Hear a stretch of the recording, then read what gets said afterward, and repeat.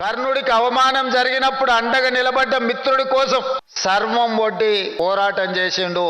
చివరి ఊపిరి వరకు అండగా నిలబడ్డాడు.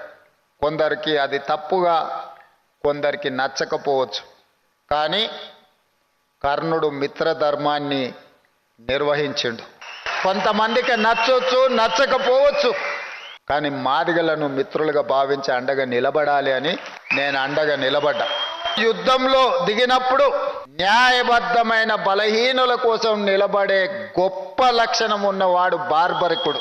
ఈ వర్గీకరణలో కూడా న్యాయం మీ పక్కన ఉంది, మీరు బలహీనులు కాబట్టే మీ పక్కన నిలబడి కొట్లాడాలి అని మీ పక్కన నిలబడి ఈ సమస్యకు శాశ్వతమైన పరిష్కారం చూపించాలి అని ఒక ప్రయత్నం చేసిన.